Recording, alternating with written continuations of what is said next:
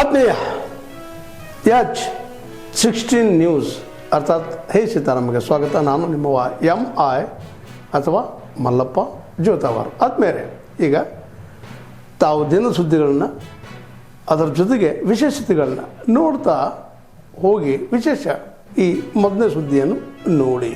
ಪ್ರಧಾನಿ ಬಡವರ ರಕ್ಷಣೆ ಮಾಡ್ತೇನೆ, ಇದೇ ರೀತಿಯನ್ನು ನಾನು ನಿಭಾಯಿಸ್ತೇನೆ ಅಂತಕ್ಕಂಥ ಮಾತು ಹೇಳಿದರೆ ನಾನು ಹೋಗ್ತೇನೆ. ಭಾರಿ ನೋವಿನ ಸಂಗತಿ.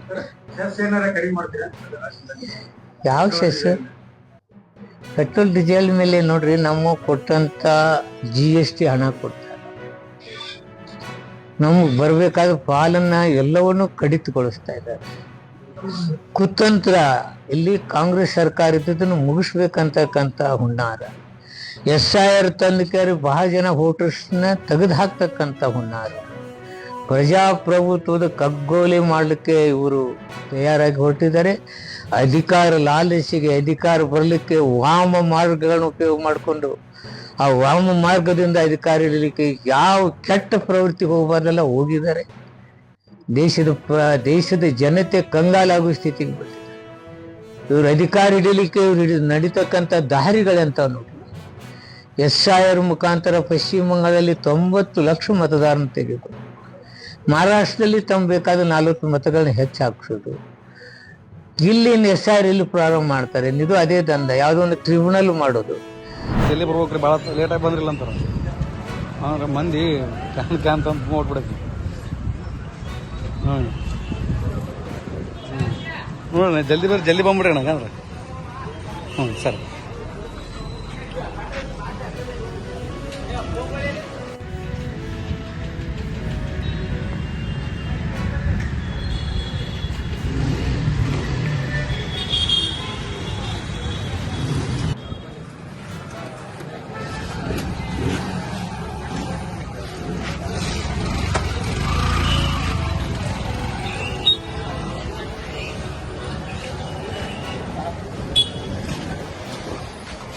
भांगे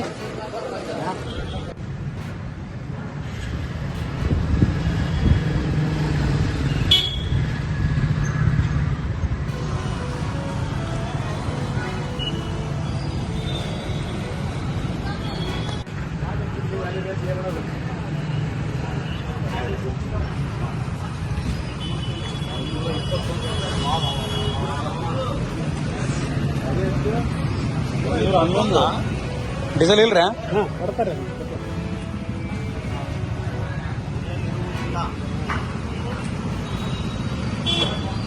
ಪೆಟ್ರೋಲ್ ಐತ್ರಿ, ಪೆಟ್ರೋಲು ಇವತ್ತು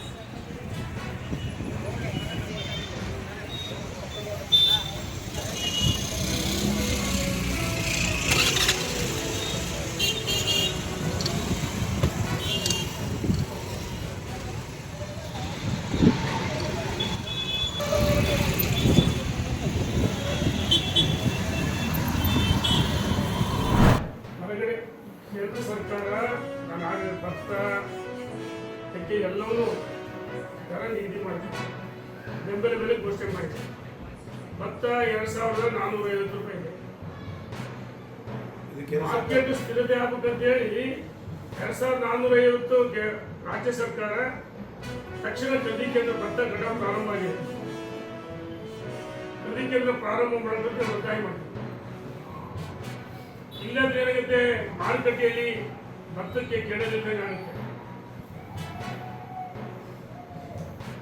2005 ಖರೀದಿ ಮಾಡಿದ್ರೆ 2700 3,000 ಭತ್ತಕ್ಕೆ ಖರೀದಿ ಮಾಡ್ತಾರೆ. ಅದಕ್ಕೋಸ್ಕರ ಖರೀದಿ ಕೇಂದ್ರ ಬೆಲೆ ಸ್ಥಿರತೆ ಅದ್ರ ಕೆಳಗಡೆ ಖರೀದಿ ಮಾಡಕ್ಕಾಗಲ್ಲ.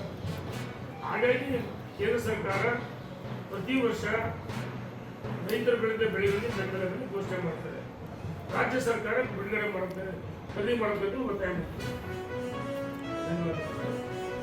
ತಾವೆಲ್ಲ ಇಲ್ಲಿವರೆಗೆ ಸುದ್ದಿಗಳನ್ನು ನೋಡಿದಿರಿ, ಜೊತೆಗೆ ವಿಶೇಷ ಘಟನೆಗಳನ್ನು ಸಹ ನೋಡಿದಿರಿ. ಅದು ನಿಮ್ಗೇನು ಅನ್ನಿಸ್ತು? ನಿಮಗೆ ಲೈಕ್ ಮಾಡಿರಿ, ಶೇರ್ ಮಾಡಿರಿ, ಕಾಮೆಂಟ್ ಮಾಡಿರಿ, ಜೊತೆಗೆ ಸಬ್ಸ್ಕ್ರೈಬ್ ನಿಲ್ಲಿಸ್ಬೇಡ್ರಿ. H16 ನ್ಯೂಸ್ ಅರ್ಥಾತ್